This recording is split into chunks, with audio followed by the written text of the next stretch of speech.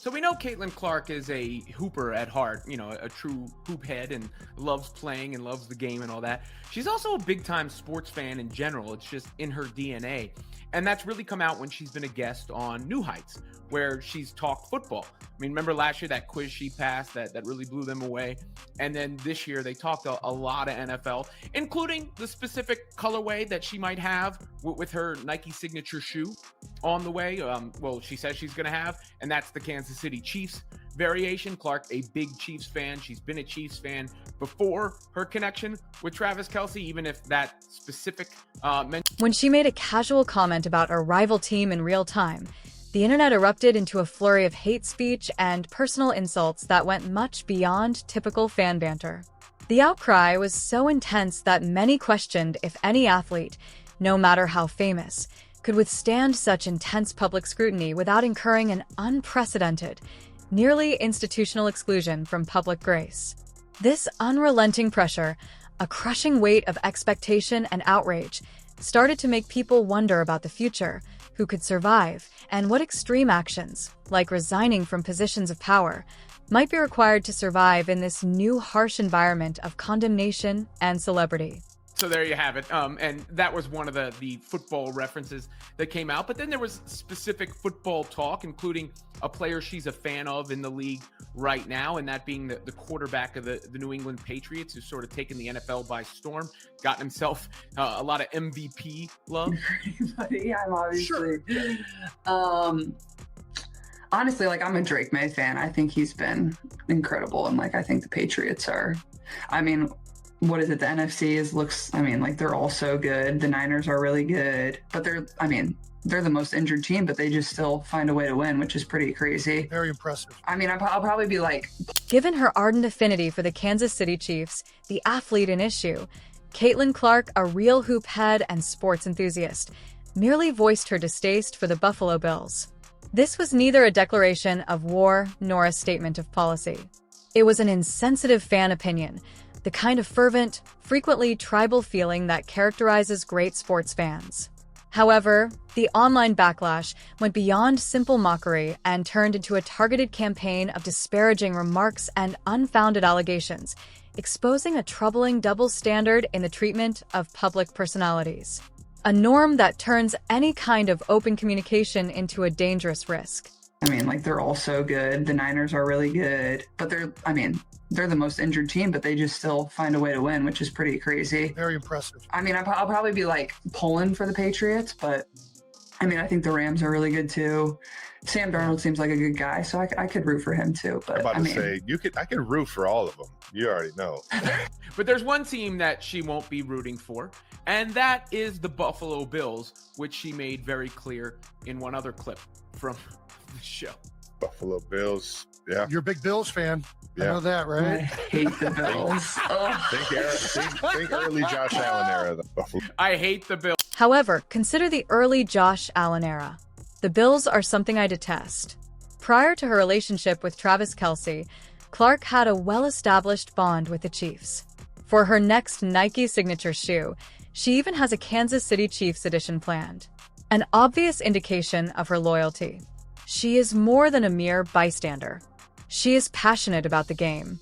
This genuine involvement, which ought to be praised, instead turns into a weakness that leaves her vulnerable to assaults when her personal preferences don't coincide with those of every vociferous online community, fostering an atmosphere that is conducive to faked indignation and career danger. That comment brought up a point for me. And let me take it back. Let me personalize it before I make it about the WNBA and the broader point I want to make about online discourse. But it's funny because I remember being at a Giants-Cowboys game this past year, MetLife Stadium. And MetLife Stadium, there is a tunnel under that goes to the parking lot that you can walk through, and it's, or the parking garage, and it's crowded, and you're just kind of trying to get through. And I remember after that game, and my kids are there too, hearing the stuff that was being said by the fans and going to myself. Her real passion for football was evident during her appearance on New Heights, where she amazed the hosts with her NFL knowledge and even passed a challenging football question. She freely expressed her appreciation for New England Patriots quarterback M. Jones throughout these open discussions, complimenting his play despite the team's difficulties. In an age of media-trained athletes, this transparency is a welcome exhibition of personality, but ironically, it serves as fodder for the same internet mobs that seem to want to outlaw any true and censored expression from public people. You're just kind of like trying to get through. And I remember after that game, and my kids were there too, hearing like the stuff that was being said by the fans and going to myself, if this was the WNBA, someone would have a conniption or there would be an emergency press conference called. And that's just part of sports. And the NFL has so many fans. The more yahoos that are thrown into the mix, the more nonsense that you get. And I think this was another good example of that, where, I mean, it's like Caitlin Clark is, the rules don't apply to her because it doesn't matter what's said about her. No one gets in an outrage. You know, people. The remark about detesting the Bills in particular was made in the midst of this fervent fan debate, but it let out a flood of poison.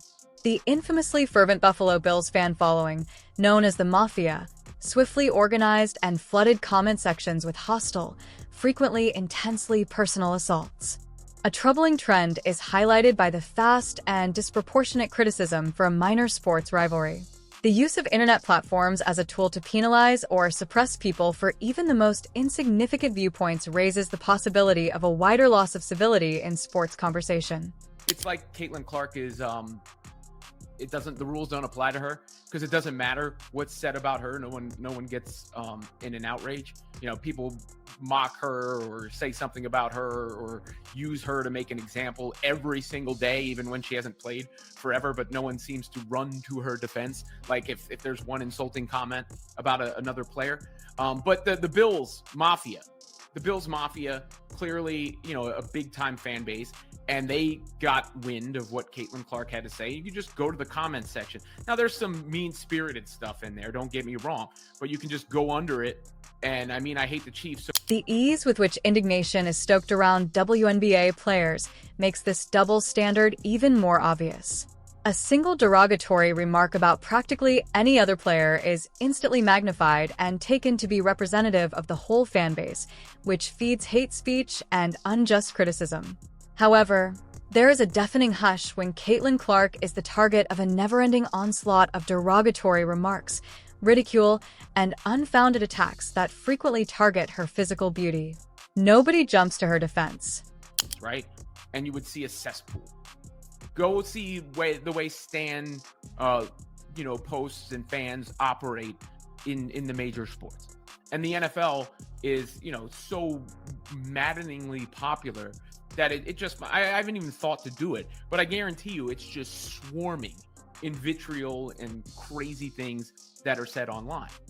And that's one of the most impressive things I think about Clark is she has just ignored all that. I mean, she said it. She said one of her superpowers is she just doesn't care. She doesn't care about it. And she doesn't. So she may even see it and let it, go by, or she just. An observer highlighted the sharp difference between this incident and the actions of NFL fans during a Giants-Cowboys game. Even extremely rude remarks are frequently written aside as a normal aspect of sports in the NFL. Just background noise in the midst of an intense fanaticism. However, the same degree of rhetoric aimed at WNBA players may result in emergency press conferences and public condemnation, pointing to a stark disparity in how athletes are treated and what constitutes appropriate fan behavior, particularly when Clark is involved. Upset of the fans that came in aren't ugly and hateful and mean-spirited. The real story is the ratings and the attendance, and then somebody will see a comment and they'll go, but you look at your comment section. That's proof. No, it's not proof. It's not. The percentage of people who actually comment is so small compared to the larger audience. It is not a good sample to use. Right? There are so many more people who are watching and liking and subscribing, and then there are so many more people who aren't paying attention at all, who aren't on X. The amount of fans that actually watch compared to the amount that actually use that platform or any other platform. This irony is made clear in the transcript.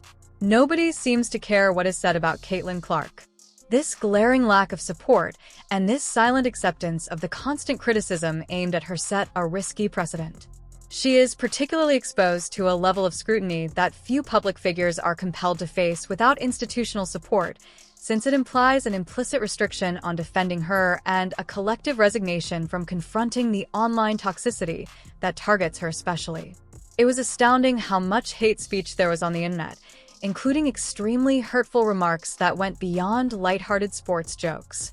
Even though the speaker decided not to draw attention to the most offensive remarks, their existence highlights how severe the outcry was. It was more than lighthearted taunting. It was a deliberate attack on her appearance and personality. The kind of personal assault that, if it were aimed at other people, would prompt swift and broad condemnation from all quarters of the sports world, implying a very unfair workplace. Clark is not the only one who has had this experience. LeBron James and other prominent athletes frequently encounter hateful comments on social media. With its enormous fan base, the NFL is inundated with hate speech and outrageous remarks made online. The reaction to this negativity, however, is where the main distinction is found. For Clark, hate speech on the internet is more than background noise. It's a focal point that is exaggerated and frequently ignored, fostering an environment where a single remark may set off waves of public displeasure that could endanger one's career.